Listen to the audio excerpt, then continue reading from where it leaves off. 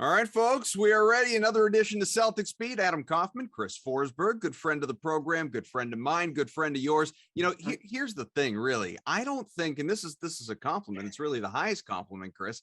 I'm not sure I've ever come across anyone who's had a bad word to say about you. Ooh, so it's funny you say this. A couple of years ago, I was still at ESPN. I had to do a story on Al Horford, and I was really struggling to come up with like a story idea for it. And I'm talking to his agent, and I'm like, what's the story with Al? Like, what's the overarching theme that I'm missing here? And I'm like, what the thing is, no one's ever said anything bad about him. So I legitimately went to every person I could find in every team, and I said, tell me something bad about Al Horford, and no one had anything. And then I went to Al, and I said, Al, no one has ever said anything bad about you. He's like, well, there's some people out there. I was like, well, who? And he said, well, I can't name them off the top of my head. I was like, no, because everyone likes you. It's sort of the same way. I won't name names. I'm sure there are people that hate me. And I'm sure I have unintentionally been a jerk to somebody, but I try not to. And I mean, it's just sort of the way I hope I operate. But, I guarantee there's people out there that don't like me. See, there are enough people out there to think I'm a jerk that they'll tell me right to my face, which I appreciate at least, because you don't have to wonder, you don't have to guess. They can just come into my Twitter right mentions. Out there. Like, Twitter is a great place to just check your confidence meter and check your ego. There's plenty of people out there that'll let me know I'm stupid and don't know basketball, but that's fine. Well, you know how it works too, and especially in our business, and I say that because we're just what we do. We're just very front facing.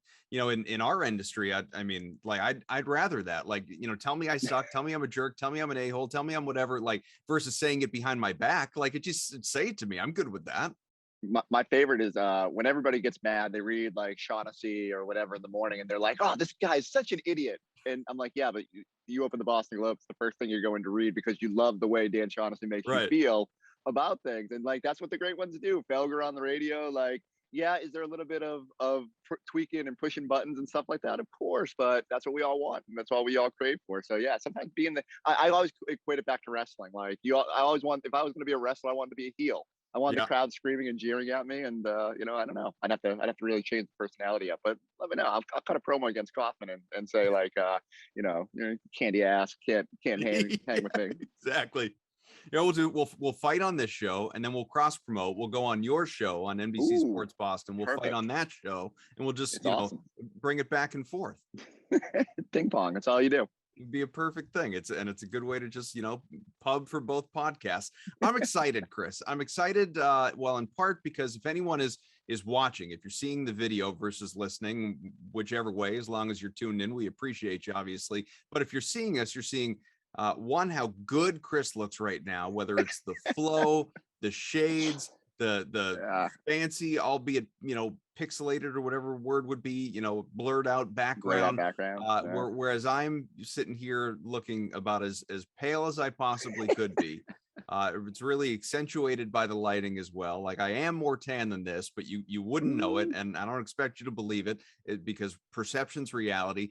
But you just look well rested, which excites me because the season's a month away, at least preseason games. We are 1 month away as we talk right now. I'm in one way, it's like, no, you're going back to school, and my kids just did first day of school, so like I get that feeling of, oh boy, and like hopefully it's a little bit more normal. I'm eager to see what the NBA drums up for coverage. I haven't been to a game since March of 2020, which is weird to say, but yeah, I'm eager to get going. It was so funny. We were talking before we jumped on here, and I told you I disappeared to South Carolina with sort of the last gasp of summer, and my kids right before they go back to school, we go down and visit my mom down there, and you come back and like it's the complete doldrums. I'm like desperate for NBA content. It was like so busy while I was down there, and I have this guilt for my employer because I disappeared as Marcus Smart's re-signing and Rob Williams extension and all the Josh Richardson extension that I didn't even know about. And then I come back and it's like crickets. So yeah, I'm ready to ramp up. I need some Jason Tatum weight room videos and whatever else we can do to get excited about this season. He does look swole, doesn't he? It's unreal. Like he's going full Giannis from when Giannis came into the league versus what he looks like now. This is the transformation that the greats make. And I'm eager to see how it translates onto the court. I mean, it's easy to get worked up about one good angle, as everyone knows. You can make yourself look pretty good on Instagram all you want. But there's no hiding Thank you for muscle. checking out my Like, page. I appreciate that. I mean, dude's out here looking like Shemi Ojale at this point with his combat muscle. So I want to see how it translates. Does he get better going to the basket and finishing through contact? Does he just get ability to defend more at the 4 position, which it's clearly something that can wear you down a little bit. Something I'm actually worried about with this team, but. Yeah, like the Tatum to go from right out of Tokyo and just sort of immerse himself in the weight room. Kudos to him, because he's about to get his big paydays about to kick in and all that. But no, Jason Tatum's out there working. If you're a Celtics fan, that should be maybe the most exciting part about what's ahead. We always talk about it, especially when it comes to the All-Stars on this team. And as we know, that's Jason Tatum. It's Jaylen Brown. They're, Brown technically not an All-Star yet, but he basically is. He's at that level. He just, hasn't quite gotten over the hump as far as being voted in. But these two guys, borderline all NBA as well, at least in Tatum's case. And I believe they both have that ceiling. What do you suppose, as far as both of them, but we may as well start with Tatum because we were just talking about him. Every summer, this time around, we spend time talking about, okay, like they're really good. These guys have the potential to be top 15, top 25 players in the NBA, but still you got to continue to develop while you're young. What is the thing that you, in your mind, at least if you're them, you're working on this summer to build off of where you are in your career right now to get you ready for the next season? Yeah, invariably I come back to just playmaking with both of them. I think we know, like, there's the skill sets they have are top level in the NBA, and whether it's Tatum scoring or Jalen's ability at both ends, but I'm eager to see how they make each other better, how they make their teammates better, how they fit with the pieces that are going to be there this year. Like, can they make Marcus Smart better? Can Marcus Smart make them better? That's what the great superstars do. It's not just about putting up big numbers. It's making people around you better. It's using the attention you're drawing to make things easier, for your teammates, or in Jayson and Jaylen's case, each other. So that's all I want to see. I want to see them, be better passers. I want to see them, when that double team comes, be able to kick to the corner and be confident in whoever is taking that shot. And I want to see that person make that shot, whether it's Aaron Neesmith or Romeo Langford or whoever it is. Like, I want to see everybody sort of elevating because those guys are so good and they draw so much attention. You can nitpick little things. I think Tatum, I would like to see be more aggressive going to the basket, using that length, finishing through contact, but being able to dig in defensively. Like, they're both very, very good defensively, but because of their size, they can be elite at that position. But ultimately, I go back to playmaking. It's an unfair comparison, but I look at the way Kawhi Leonard and Paul George rack up assists, and I want Jayson and Jaylen to do that.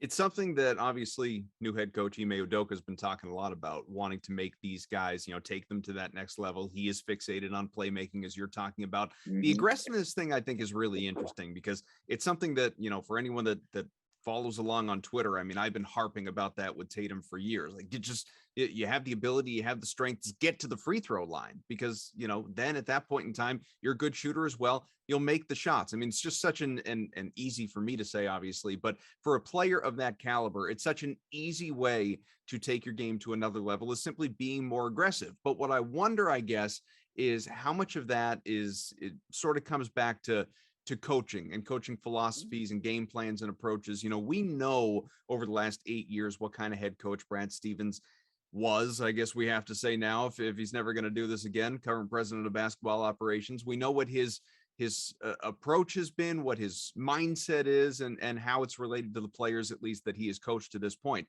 We don't know these things definitively about Udoka yet. We're waiting, we're finding out, and it'll be exciting when we get a chance to see.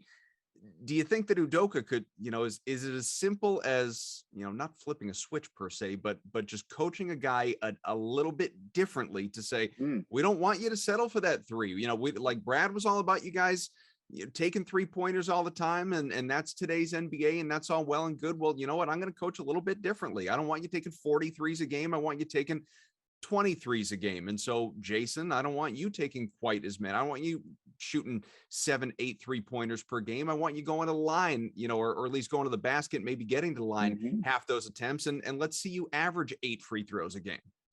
Yeah, and it just comes down to like that. I mean, I think that a voice will help. I think that's part of the reason Brad stepped aside, and that they needed to hear someone else yell at them like that. Maybe someone else who could, get on them a little bit more than Brad was either willing or capable of. And so I am eager to see that. I don't know what Ime's philosophy is going to be offensively. I think we know, like, defensively, that's been his calling card at other stops. And I'm pretty confident with the pieces they have, they can be successful there. It's going to have to be really creative offensively, because I don't know, like, short of Jayson and Jaylen scoring a whole bunch of points a night, 70 plus points between them, like, it's going to be tough for this team to put up 100, because there's just not a lot of other surefire scoring options out there, at least if, especially if Jayson and Jaylen are getting the attention that they get. So, but like Tatum in general, I think, I've got to go back. I've all these numbers blur together after the season, but I'm sure there's a number of drives, number of free throw attempts. Like, when he gets to the line, it's a different game.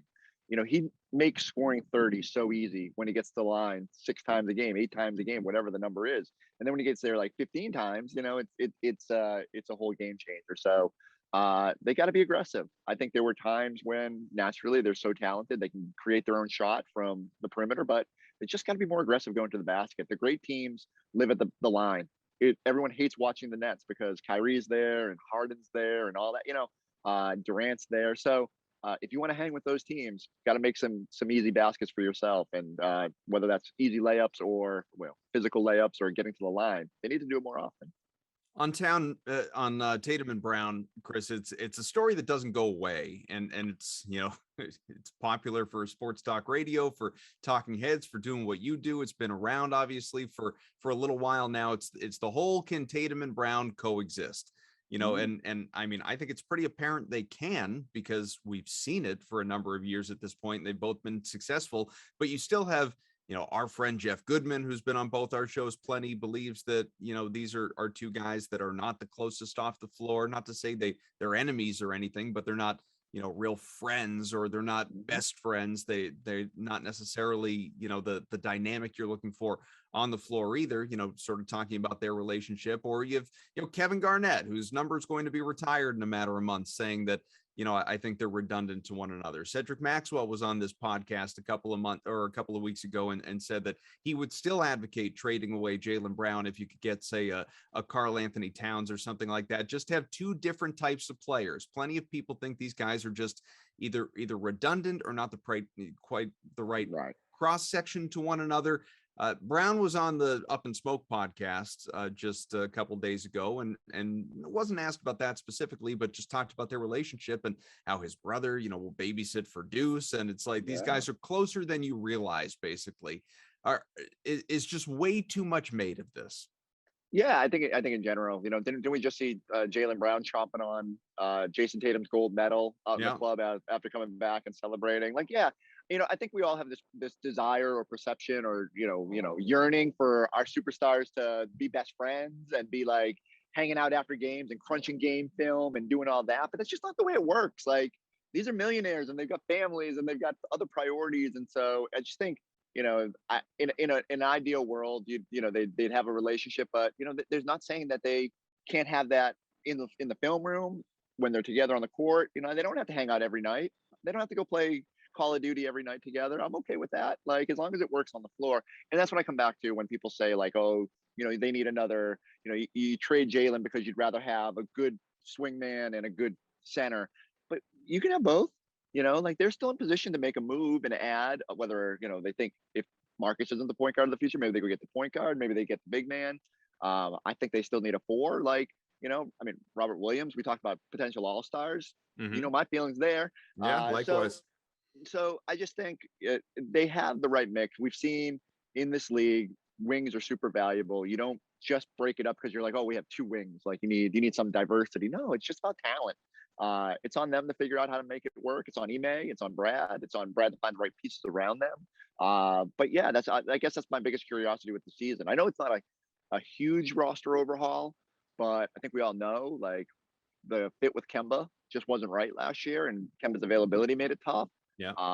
Marcus has had a propensity to make at least Jaylen better. One of the highest assist to field goal, combinations in the NBA last year before Marcus got hurt. So do the pieces all fit better this year? Can they coexist? I don't know the answer, but I'm eager to find out. And but I do think that this whole notion that Jaylen and Jayson can't get the best out of each other, slightly overblown. But hey, they also got to prove it on the court.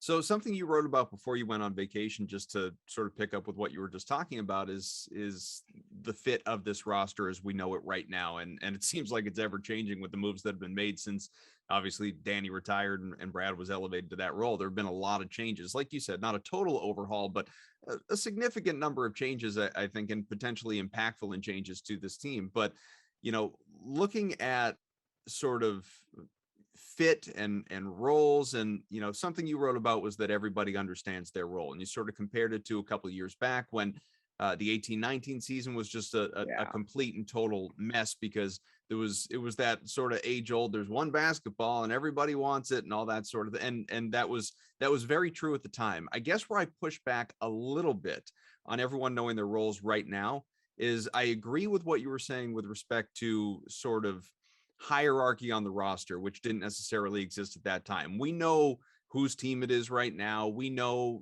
generally speaking, who should have the ball and all of that.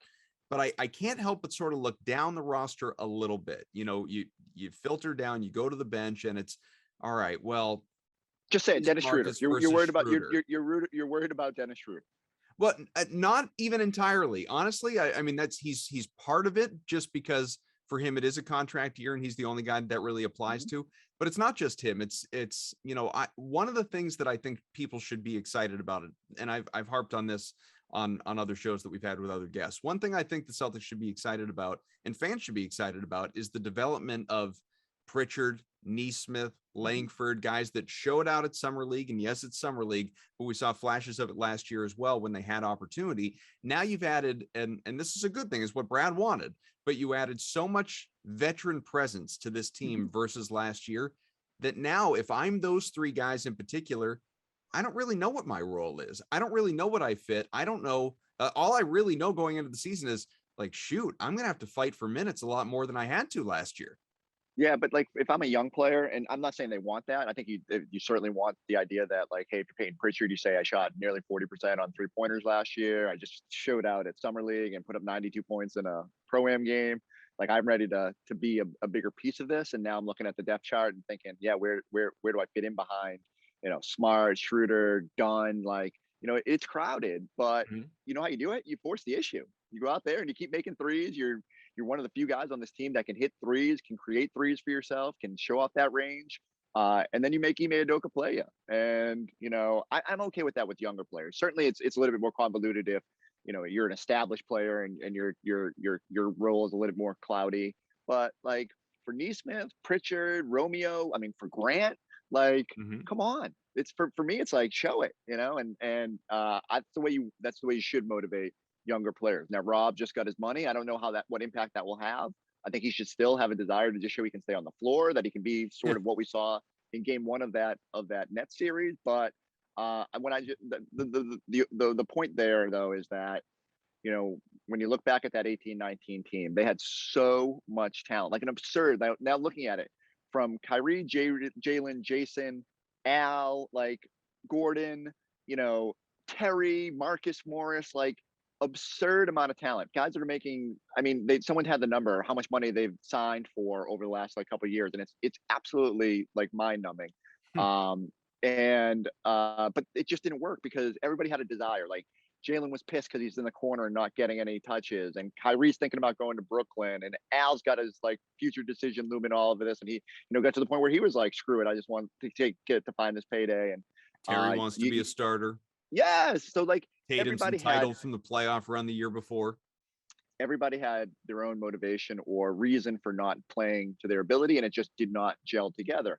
When I look at this Celtics team, I look at the starting five, where if you roll out Marcus, Jaylen, Jayson, say Richardson is in there, or if it's Neesmith or Al or whoever, and Rob, every single person sort of knows their future. Now, Al's a little bit tenuous. He knows he can be traded at any point because of that non-guaranteed money, but like that's just part of it. He went from sort of Siberia and Oklahoma City with their youth movement to like at least having a chance to compete now, and he's rested, and he'll get a chance to sort of reestablish his value and maybe land in a good situation. So I just think everybody has less on their mind this year, and the other part of it is last year was just like COVID ravage and injury ravage. Like, does health help this team sort of get back to what is possible? And so nothing about last season do I think you should sit here and say, oh, that was a complete outlier, like that it was all extenuating the reasons this team struggled. No, there were issues that, need to change. And, but I'd be lying if I'm not eager to just see how it looks now in a more,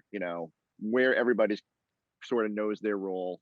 Somehow we went full circle with the wrestling and coming back to the Rock. But if everybody knows their role and is and understands the hierarchy and doesn't get outside themselves. Now, the big outlier in all this is Schroder. And this is the one reason I didn't love the signing, is that I do think you have a guy who quite clearly turned down $20 million a year, and his entire goal this season is going to be to get back to a level where he's making 20 million or plus a year, wants to be $100 million guy. How does he do that when he's not potentially a starter, when his desires offensively could conflict with what the team how it does its best? So eager to see. But it's also where, if it doesn't work, tradable asset. There will be playoff teams out there that will covet a player with that much talent. But he's the one guy where I'm like, he's got to really sort of check the ego at the door and buy into what Brad and Ime are trying to do. That's the thing. It's just, that's where I get sort of, my brain goes into a pretzel, because I don't understand how you can serve both masters there. I don't understand how, like, people have written about it, like how Dennis Schroder can be the best version of himself, and that's the best thing he can do for the Celtics and fit right in. And it's like, well, great.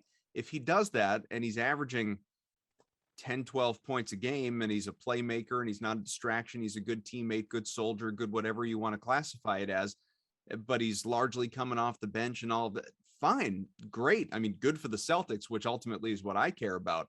But in what way is that going to lead him to a $80 million deal?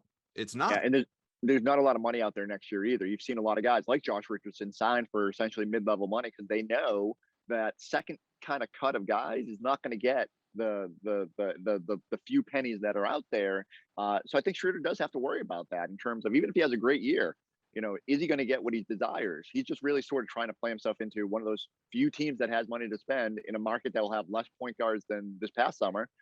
Maybe he finds a situation. But my pitch to him, if I'm Brad Stevens and Ime Udoka, is let's roll it back to when you were in Oklahoma City, when you were six-man of the year candidate, and like how much better. But didn't he average like 18 points off the bench that year? He did. And so, but look, the Celtics bench might need scoring. Like, I don't know who's scoring on this bench. If Nesmith starts, Josh Richardson and Schroeder could be like your main offensive weapons. Peyton, if he, depending on how much he plays, there might be an opportunity for him to take a bunch of shots with that second unit.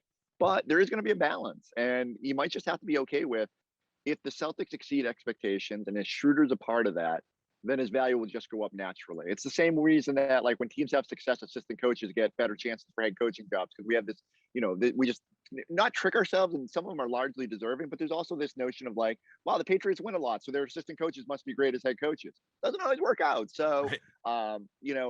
If Schroeder buys in, and that's going to be tough for him, I do think the riches await. And if not, you know what? Again, they'll trade him to a contender, and it's a hard situation because teams aren't going to have his rights and aren't going to be able to pay him. But he's just got to be patient, and he's got to fire his agent for not getting him that. Or maybe it's just all on Schroeder. Maybe the agent was like, you really need to take this extension, and Schroeder just didn't do it and put himself in this position. But I can almost picture like Nerlens Noel sitting there going, "Bro, don't you got to take it."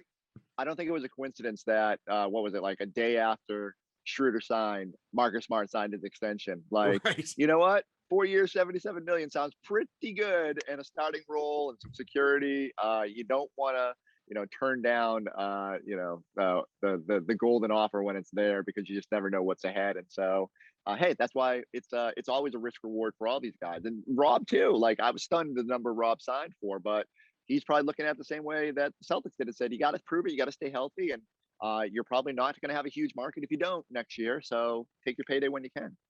So 3 words that you said before: if Nesmith starts, that is something that has not even been on my radar as a possibility. Really? I'm not saying it couldn't happen, obviously, but it's just not something that entering the season I've really been thinking much about. And I'm not a big, break down the starting 5, kind of guy as some people are, but I don't know. I guess I sort of came in feeling like I've got a pretty good idea what that starting five looks like. And Neesmith wasn't someone that was sitting Who do you there for got? me. What I mean, Who's what your does this fifth? look like to you? So I'm just saying, the question I throw back to everybody is like, who's your fifth spotter? And I think we sometimes default to Richardson just because of what he's done in the league, and Yeah. that's fair. I do like the idea of like how good defensively that unit could be. I mean, from Marcus to Richardson to Jayson, Jaylen, Rob, like that's really, really good defense at every position, and no height disadvantage like you had in the sort of the Kemba era and IT era and Kyrie era, like every other small point guard era. But I It could wonder be Schroder, offensively. couldn't it? It could, and but I think when I think about and again, I've got to translate. I need to figure out what Ime Udoka looks for in lineups, and that's Yeah. part of what we'll find out this year. But I know Brad Stevens always defaults to what makes Jaylen and Jayson better. Well, if Jaylen and Jayson are on the court and they're drawing a whole bunch of attention, really all you need that other wing or guard or whoever it is out there to do is stand in the corner and be ready to hit 3-point shots. Mm-hmm. So Josh Richardson, not been a strength the last 2 seasons. They seem pretty confident that when open, he can hit those shots. But again, we got to see it. It's not fair to say that like these 2 years in a row are an outlier. It's like you are what you are, and you are what the numbers say you are. He has shot well on open looks, and he'll get open looks. But I almost like him off the bench a little bit more. His ability to create off the dribble, and be him and Schroder potentially being guys that can lead that second unit and take those shots when either Jaylen and Jayson are resting. Although I hope that Ime keeps one of them out there for most of the games. But I like Neesmith because again, you're not asking him to do a whole lot. You're just asking him to do what he did last year. Now he's got to ramp it up defensively if he's going to play with that first unit. And I love the intensity, but he does have to sort of get a little bit better and go to another level with his individual defense and team defense and staying consistent. But he's a big part of the future. If whether it's as a trade asset, I keep going back for it with him and Romeo and Peyton Pritchard. Like, if they're going to get another star, they need an attractive piece to go get. And so I think the Celtics do have to kind of be all in on not only can those guys be cheap complements to your core, but developing those guys for whatever's next, for being key pieces or being trade assets. So, I always thought last year Brad should have been a little bit more willing to play Neesmith early on. It was clear this team was going to take some lumps, especially early as it was getting healthy and without Kemba. And then it was weird because then Neesmith got the opportunity at the end of the year when things were sort of falling apart and they're clawing just to get into the playing game. So, but maybe the early part of this year, you just see how it looks, and maybe it's bad. Maybe you got to go to a more veteran presence. But the other option is like, does Al and Rob work together in the front court? I was just going to say that one too. It's less likely because the Celtics are more inclined to go small than big, but that's another thing. I mean, you could have Smart, the Jays, and those two guys. Yeah, and so I don't know. This is why I think the 4 spot is I'm a little surprised they haven't upgraded there, and whether it's even just someone coming off the bench. That's no disrespect to Grant, but Grant needs to be more consistent and hasn't quite developed from. I mean, there were some times in the bubble where he was really good, but I'm not confident he could be your 5th starter right now. Just hasn't shown the ability to know and thrive at that 4 spot. He's probably better suited as an undersized 5, but that's what they got to figure out is what is the best combination. I just keep going back to it. I think when Jaylen and Jayson are out there, Neesmith can really make their lives easier if he makes shots. If Richardson sort of finds an ability to shoot 37% beyond the 3-point arc, it's a moot point. Maybe it's better to go with him. But and I'm just not sold on double big. I just don't know if Al at the 4 can be a thing anymore, especially when you don't have an Aaron Baines type at that. Like, I love Rob, but I just think there's the right mix of players when Al's at the 4, and I'm not sure Rob's the perfect complement. But again, eager to see it. I tell you, for the money they paid him, and it's a fine contract, it could wind up being a steal. All he has to do is stay on the floor, and the per 36 numbers are going to be there. But for what they're paying him, he better be starting. Like, he better be the doubt about it starter for the Celtics that I've been advocating for the last 2.5 years at this point in time. But now, especially with the payday, there can't be any mystery there. No, and I think in the same way when it was so funny when the aftermath of Marcus signing that deal, people were going, well, Marcus Smart is going to be the starting point guard on this team. And it's like, well, no bleep. You're not paying the guy $17 million a year to be a backup. And, Schroeder's here, but he's not a long-term thing. You're investing in these guys because you're hopeful that they're pieces of your core and that you have the right mix and that you can still add it's probably not a max contract type guy. It's probably more of a 18, $16 million a year guy. But you can potentially have a version of this team where it's Marcus, Jaylen, Jayson, Rob, and player X. And, I know we all default to Bradley Beal and all that. And doing that might force you to give up more assets depending on how the avenues they travel. But the point is, like, you're investing in those guys, and they've got to start, and they've got to show that they can be out there. They've got to show that they complement Jayson and Jaylen well, and then you figure out the rest around them. Again, something you were writing about even before the Smart and Williams extensions, but directly related to those, was, okay, if Brad Stevens elects to hand out those extensions this year to those two guys, so many people, this is what kind of pisses me off, to be honest with you, Chris, about social media or the, supposed cap experts. And when I say that, I don't mean like the Keith Smiths. I mean, like, internet cap experts who don't, who I'm talking about. I mean, there are a bunch of these people out there that it's like, you make a claim, you tweet something, you say something about, any potential flexibility to deal for or sign and trade or outright sign in free agency, a Bradley Beal type, or just a max veteran, a year from now, next summer. And they will quickly break down for you all the different ways that is not possible. And it's like, well, you're renouncing this guy. You can't re-sign this guy. You're gutting, these. And I always respond by saying, well, sure, if we're operating based on what the roster is right this very second, you're going to tell me Brad Stevens is going to make any changes in the next year that impacts what you're outlining for me? Well, you can't do that because it's still the same money, and these guys eat up, this salary and this percentage of cap. And it's like, to some degree, that's correct. But a lot of this stuff can be manipulated, not like the NFL salary cap, but you can still manipulate certain things. And certainly I trust a guy like Mike Zarin when it comes to, going down to the nickel. Yeah. About all this different stuff. And, that's why I enjoyed so much when you wrote the article about, if they extend Smart and they extend Williams, guess what? There's still a path. The Celtics can, because it's what I was screaming without the article to back it up. And then you wrote it and I could just send it to people. No, this is what I was talking about. So break it down for anyone out there that's a naysayer, a non-believer, as to why, just because you have, a different kind of flexibility situation right now, that the dream to add another superstar isn't dead. Yeah. And now, first off, because I understand we spent the first month of the off season saying flexibility. And, if you're not a nerd like me and studying the numbers, like, then they go sign these extensions, you're thinking, wait, doesn't this run counter? And that's understandable. But just because of the way everything is set up, like Rob Williams, if he hadn't signed an extension, would go into next season, would have had an $11 million cap hold. So it's in order for the Celtics to have re-signed him, they would have had to have kept $11 million essentially on their books, which would have prevented any path to cap space until they renounced their rights to him. And that's not something you wanted to do. So in the Celtics thinking, even if you extend him at anywhere near that cap hold number, you're not messing with any of your flexibility, and you're potentially locking him up at a price that could skyrocket if he had a great season. So I thought the Rob thing was legitimately like a slam dunk. And it was funny when people were like, no way, they're not going to do that. Because I deleted Twitter on vacation, I didn't go take a victory lap every time Marcus and Rob Williams. And then in Marcus's case, like, I know 17 million sounds like a lot for a starting salary, 77 million over 4 years, but we're going to look up in 2 or 3 years and we're going to be like, oh my God, he's making slightly more than mid-level money for a potential starting point guard who potentially makes your core better.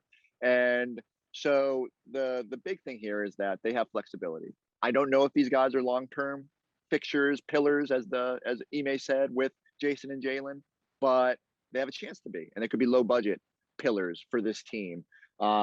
And so if you do carry that through, if you have that quad of Marcus, Jaylen, Jayson, and Rob, there's still a path, if you get off Al Horford's money, to about $20 million in cap space as early as next offseason. Okay, you're probably not going and getting a Bradley Beal, but you can get someone, enticing.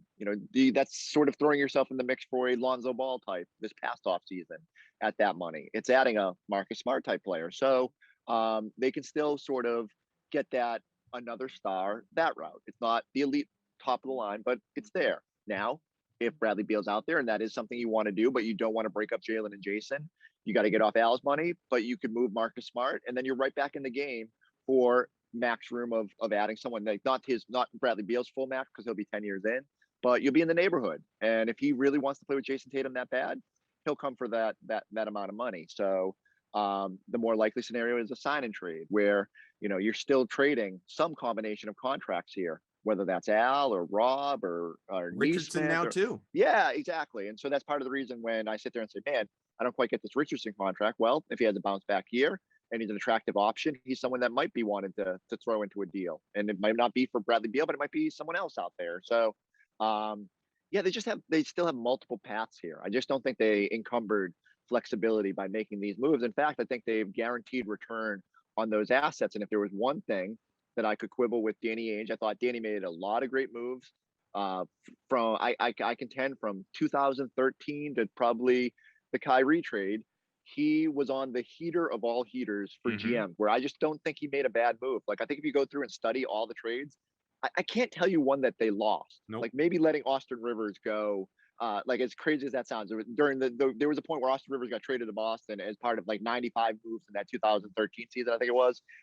They maybe should have held on to him because he had some value as more than they got moving him out. But otherwise, it was spotless. And even the Kyrie trade was an absolute no-brainer. You do it because if you separate emotion from what they were potentially getting, that trade made all the sense in the world. And then in the aftermath, it all went to hell. And it's not like, like look at it, and it's not his fault, but look at what Isaiah Thomas has been since. Sure. It's not like you were walking away from what he was.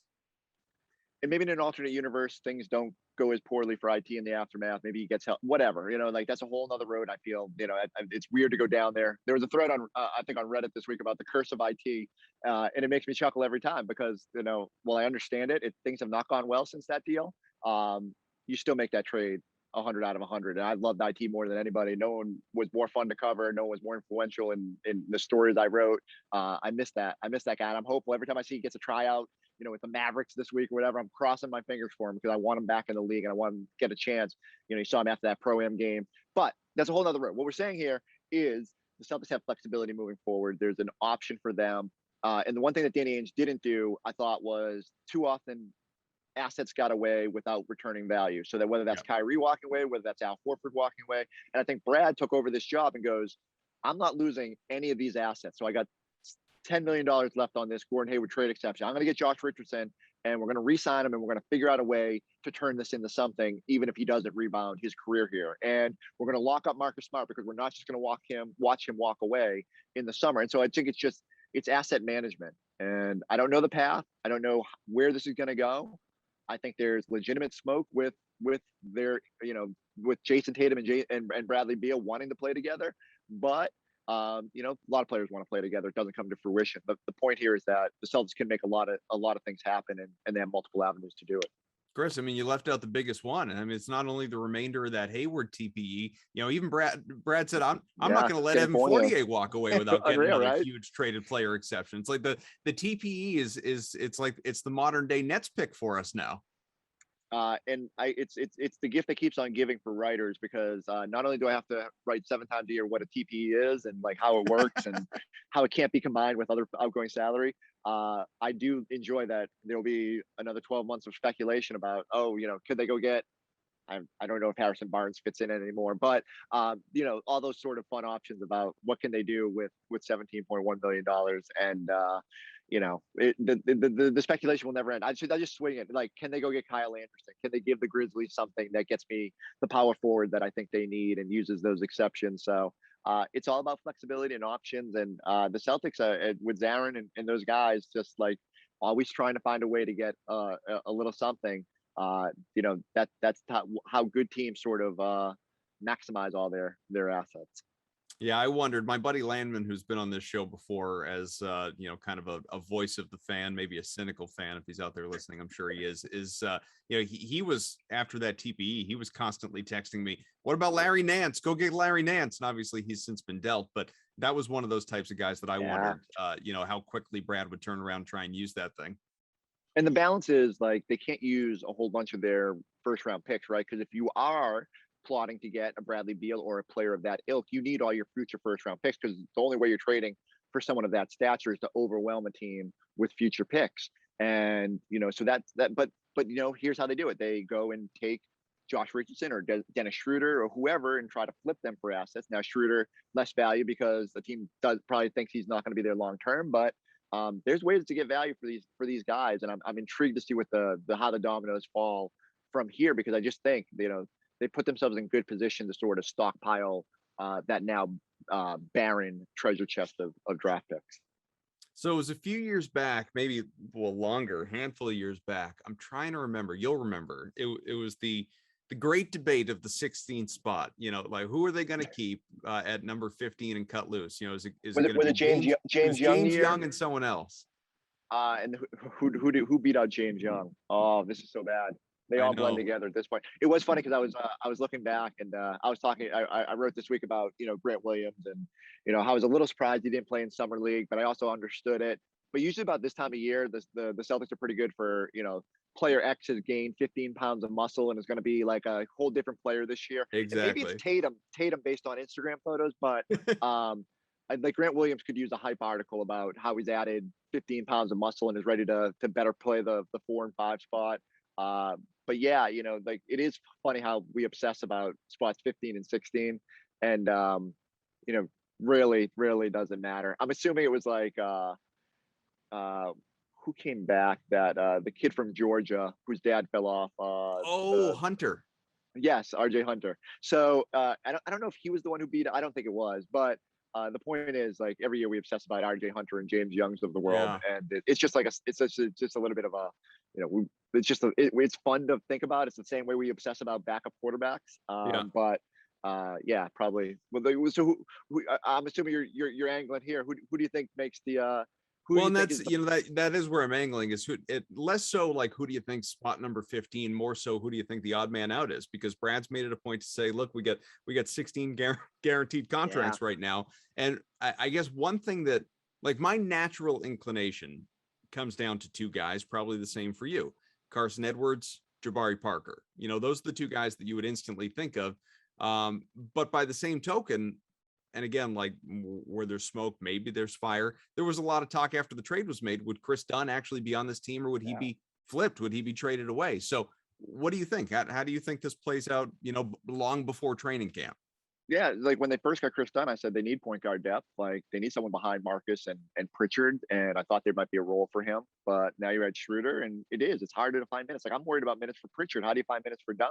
Right. And if you're going to have any of these reclamation projects, they do need minutes. So I do wonder Bruno Fernando, whoever you would have to necessarily package. Who is the most enticing of that group that can get you that power forward you might covet? Can you throw some combination of players and your TPE and maybe a draft pick and go get Kyle Anderson? And if you do that, do you need Grant Williams and Jabari Parker? So I think the dominoes still think will there's a chance at a bigger move before the season. Yeah, I do. I think their desire to add for this offseason was not for a lack of trying. Like, I think we heard at the start they were interested in the Jeff Greens of the world, and I think they're still looking. But a lot of rosters are settled right now. It might depend on who shakes available as teams start trimming.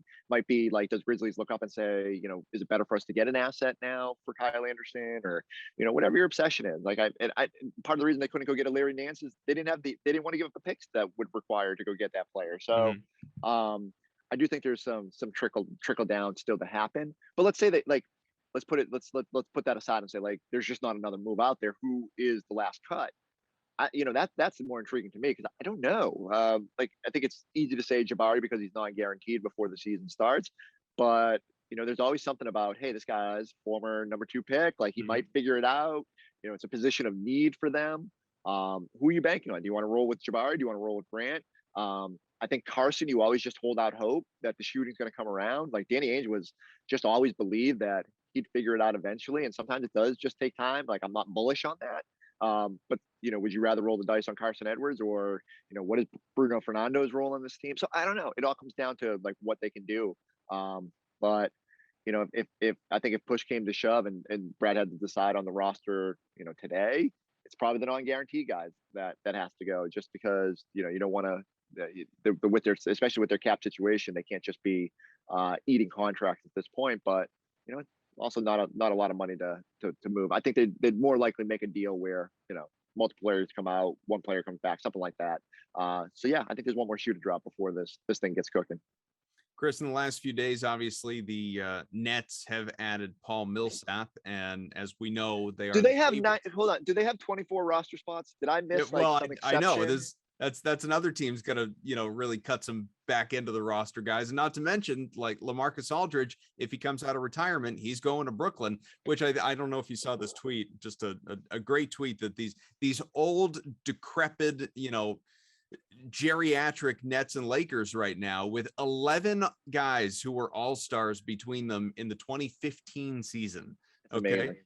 Six years ago, Kevin Durant, LeBron James, James Harden, Anthony Davis, Kyrie Irving, Russell Westbrook, Carmelo Anthony, Blake Griffin, Aldridge, if he comes out, Paul Millsap, Marc Gasol, who I completely forgot about. It's Oh just my gosh. it's a wild group between these two teams, and we can tease and make fun of how old they are, and like even Rondo going back to the Lakers being like the fifth oldest guy in the team, and he's been in the league for 35 years. You can't ignore the fact that these are still they are the two betting favorites to win the championship. So it's not like there's some sort of lack of respect on these two teams. And I don't begrudge any of these guys. Like if I'm LaMarcus Aldridge and what he's been through with this, having to shut it down last year and the heart concerns, like I'm perfectly content to go sit on the bench and hope that my team's that wins a title and that you're just a small part of it.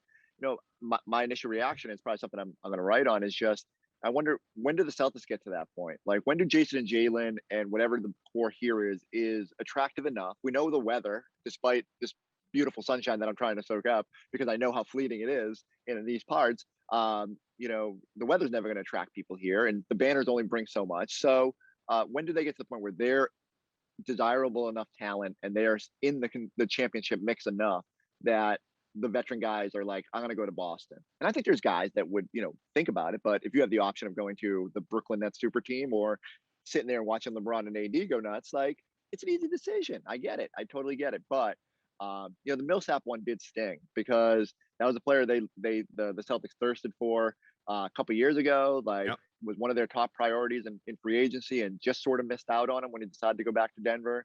I think even at his age and even as that skills erode, that's a position of need for the Celtics. I would have been really curious how it looked with him at that 4 spot, and even if it was a backup option. But even LaMarcus is funny because Ime Udoka was the one who recruited him to San Antonio. Right. And so I thought if he came out of retirement, I thought there would be some consideration. Celtics really don't need another lumbering 5, but it's still like surprising that some of these guys aren't like, and maybe it's just the roster thing.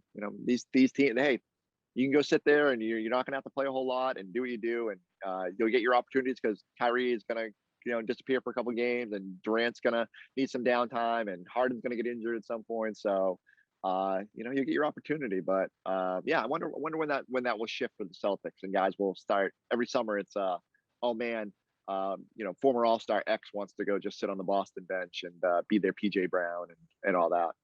So to be fair to, kind of like to acknowledge when we're wrong, right? We're not impenetrable when it comes to takes or whatever else. I crapped on the Nets a lot going into last year, Chris, because I honestly, and it wasn't, like Durant sucks, Irving sucks, or it was, I just felt that ultimately that team was more likely to combust because of personality than thrive because of talent. That was how I looked at that group. And quite frankly, I doubled down on that when they added James Harden. I thought like, this is your group. And again, not a lack of talent. It was just like, you got 3 guys who like, what's going to motivate them? What is going to motivate this trio to actually go out and coexist and win a championship? Like this 3 is not, some of the other big 3s we have seen combined around the league in years past, going back to the Pierce Allen KG era. But obviously that was not their downfall. Injuries were their downfall, or Kevin Durant's shoe size was their downfall. But that it's not, I can't even make fun. It's not their fault they went down in round 2. They were not this colossal failure. There were external factors that just got in the way. And that happens to good teams. You look at them now, and they are remarkably, they're so much deeper than even they were last year because of obviously a guy like Millsap. Now you have Griffin, if he's not a shell of himself there all year. You got those Patty 3 guys Mills from the start, hopefully healthy. Right. Patty Mills and Aldridge, if he comes, back, it's a great group there in Brooklyn. And it's hard not to just feel totally panicked about that as a Celtics fan in terms of, where you are in the East with respect to actually trying to get over the hump. Absolutely fair. And so first off, like to your larger point, like talent is king. I know we obsess about like, will teams get along and how is this going to work? And there's not enough basketballs. But at the end of the day, you get 3 superstar players, like it figures itself out. And they certainly weren't perfect at times, but man, they are fantastic. And like, it's daunting coming into this year about how good they can be. And I don't have a good answer for you. Like this, if you're a Celtics fan, you're hopeful, not hoping for injuries, but you're hopeful that something is an impediment for them in how they navigate forward. But I don't know. It's gonna take an awful lot. I hate to say there's prohibitive favorites when you go into a season because weird stuff happens and injuries happen and the league gets weird. But yeah, like the Nets are really good. The Bucks probably won't be as dominant during the regular season, but they're going to be very good. The Lakers should be really good. If you're a Celtics fan, it's all on Jaylen and Jayson going to another level and trying to get into that mix. If you're gonna throw yourself into the title contention. Chris, so I got to let you in on something. We were joking about this with Gary Washburn when he was on with us last week. There is no safer bet when it comes to the Celtics Beat podcast. I'm not kidding. There is no safer bet than breaking news relating to the Celtics happening right after you record. Okay. What do we got? Always. Well, guess what? We actually have news during the recording of the show. We got a Celtics trade. Adrian Wojnarowski 2 minutes ago. Memphis has agreed to trade forward Juancho Hernan-Gomez to Boston for Chris Dunn, Carson Edwards, and a 2026 second-round pick. All right. Well, there's your consolidating trade. Like, I please run this episode in full so I sound smart talking about a Memphis trade. Now, we will do with no edits, no cuts. And we're both right. Dunn and Edwards are both gone. So I did not think Hernan-Gomez would be the guy they'd target. Tells me that the price for Kyle Anderson was probably a little bit too high. But, look, there's a consolidating move, a player that fits your needs a little bit more. Intrigued to see how that works. Look, now the roster's set. And 25 years old, he's a 4. Yeah. Guy that averaged. He's had his moments. Yeah, I mean, he's not this prolific scorer or anything. I seem to recall him having some good games against the Celtics too, which is like sometimes key in guys they target, like when they got Moses Brown and we laughed about how he had the 2020 game against them. Sure. Like if we obsess over this with Robert Williams, so we may as well at least mention it with Hernan-Gomez. He's 15-8 per 36. Perfect. At least last year. Yeah. So again, I don't know, I don't necessarily say immediately like he's ahead of Grant Williams and Jabari Parker on the depth chart, but that was a position of need. And it was more of a need than, Carson Edwards was trying to crack the rotation at the wing spot or Chris Dunn finding a role. And so those guys will get a chance. Like, I think Chris Dunn could be like in the right situation, could revitalize himself. And I'm hopeful, maybe he'll find that down there. Maybe Carson in just getting turned loose we'll figure it out. And maybe we'll look back and say, oh, the Celtics should have gave him more minutes and all that. But, I think this is a move that gets you to 15. Still don't know if that will be the 15 they carry in. I think, now they think, okay, Grant, Hernan-Gomez and Jabari, like there could still be some wiggling there. But if nothing else, they're positioned to enter the year with this roster. Looking to see if there's anything else Woj has to add. You never know. Says deal can't be formally announced until September 15th. Dunn and Edwards contracts are allowed to be aggregated in the trade at that point. So, it's looming, it's coming, but I swear, like normally we would have signed off 10 minutes ago and that's when we would have to trade. And then it happens. That's when it's funny because we were going to record a podcast. Celtics Talk was going to record a podcast today too. And that would have been the kiss of death because nothing has outdated myself quite like me recording a podcast. Same deal. Like it's just we probably have the same record schedule where we just like, let's get this done in the morning, boom, trade. Yeah, always without fail. It's interesting. I like that they're adding a guy who's, kind of a young vet, for lack of a better way of putting it. Denver, Minnesota, again, just 25 years old. He's been around. Yeah, he's been around, but he's, he's not terribly durable. There have been some injuries there, 17, 18, he only played 25 games. 2020 season obviously was shortened because of the pandemic to begin with, but he was, with the both teams there last year, limited to 52 games. So we'll see. But I mean, you're still talking about a former, just outside the lottery. It was a 15th overall pick a handful of years ago. No, look, now I have something to write. I'm thrilled. I guess I got to go to work. Apparently. All right. So that in mind, and we're going to let you go here, but as we were talking about back to school before and summer being over and the Celtics season being a month away, what's back to school for a writer look like here? Or back to the season? Like, do you get a new laptop? Do you a new notebook, a new microphone for your podcast? What do you do?